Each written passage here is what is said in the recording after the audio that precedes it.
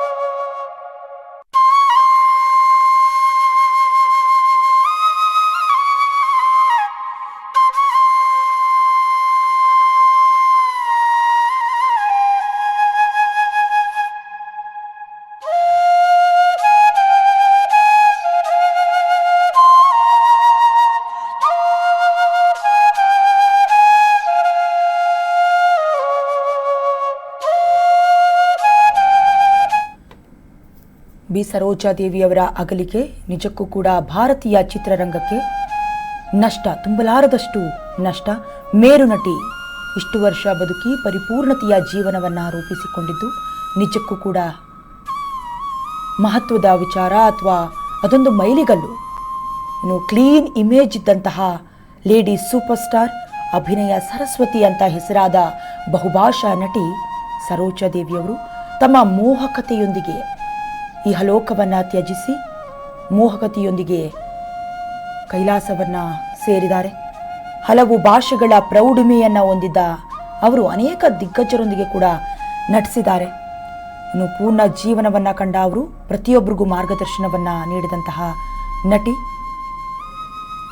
ಎಲ್ಲಿಯವರೆಗೂ ಹೊಸಬ್ರು ಚಿತ್ರರಂಗಕ್ಕೆ ಬಂದರೂ ಕೂಡ ಅವರಿಗೆ ಪ್ರೋತ್ಸಾಹವನ್ನು ಕೊಡ್ತಾ ಇದ್ರು. ಅದರಲ್ಲೂ ಕೂಡ ಜೀವನವನ್ನು ತುಂಬ ಪಾಸಿಟಿವ್ ಆಗಿ ನೋಡ್ತಾ ಇದ್ರು. ಹಾಗೆ ಪಾಸಿಟಿವಿಟಿಯಿಂದ ಬದುಕಿದಂತಹ ಲೆಜೆಂಡರಿ ಆಕ್ಟ್ರೆಸ್ ಭಾರತೀಯ ಚಿತ್ರರಂಗಕ್ಕೆ ಇವತ್ತು ನಿಜಕ್ಕೂ ಅತ್ಯಂತ ದುಃಖಕರ ದಿನ. ಇನ್ನು ಅವರ ಕೊನೆಯ ಚಿತ್ರ ನಟ ಸಾರ್ವಭೌಮದಲ್ಲೂ ಕೂಡ ಅಷ್ಟೇ ವರ್ಚಸ್ಸಿನಿಂದ ಅಷ್ಟೇ ಆಕ್ಟಿವ್ ಆಗಿ ನಟಿಸಿದ್ರು.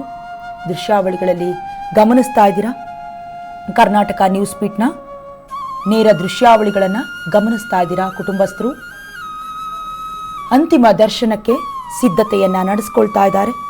ಕೆಲವೊಂದಷ್ಟು ಸಿನಿಮಾ ಜೀವನದುದ್ದಕ್ಕೂ ಅವರು ಜೀವಿಸ್ತಾ ಇಲ್ಲ ಅಂತ ಹೇಳಿದ್ರು ಕೂಡ ಜೀವಂತವಾಗಿ ಉಳ್ಕೊಳ್ಳುವಂತಹ ಕೆಲವೊಂದಷ್ಟು ಸಿನಿಮಾಗಳು ಕಿತ್ತೂರು ಚೆನ್ನಮ್ಮ, ಬಬ್ರುವಾಹನ, ಭಾಗ್ಯವಂತರು, ಅಣ್ಣ ತಂಗಿ, ಮಲ್ಲಮ್ಮನ ಪವಾಡ, ನ್ಯಾಯವೇ ದೇವರು, ಶ್ರೀಕೃಷ್ಣ ರುಕ್ಮಿಣಿ ಸತ್ಯಭಾಮ ಅನ್ನುವಂಥ ಸಿನಿಮಾ, ಶ್ರೀನಿವಾಸ ಕಲ್ಯಾಣದಲ್ಲಿ ಮನೋಜ್ಞವಾದಂಥ ಅಭಿನಯ, ಲಕ್ಷ್ಮಿಯೇ ಧರೆಗಿಳಿದಂತಹ ಪಾತ್ರ, ಅಮರಶಿಲ್ಪಿ ಜಕಣಾಚಾರಿ, ಶ್ರೀರಾಮ ಪೂಜಾ, ಸ್ಕೂಲ್ ಮಾಸ್ಟರ್, ಲಕ್ಷ್ಮೀ ಸರಸ್ವತಿ ಸೇರಿದಂತೆ ವಿಜಯನಗರದ ವೀರಪುತ್ರ, ಕಥಾಸಂಗಮ, ಶನಿ ಮಹತ್ವೆ ಸೇರಿದಂತೆ ಹಲವಾರು ಚಿತ್ರಗಳಲ್ಲಿ ಅಭಿನಯಿಸಿ ಹಿಟ್ ಲಿಸ್ಟ್ಗೆ ಸೇರಿದ್ರೂ ಕೂಡ ಯಾವತ್ತೂ ಕಾಂಟ್ರವರ್ಸಿ ಮಾಡಿಕೊಂಡಿಲ್ಲ, ಯಾವತ್ತೂ ಕೂಡ ನಾಲಿಗೆಯನ್ನು ಹರಿಬಿಟ್ಟು ಮಾತನಾಡಿದವರಲ್ಲ.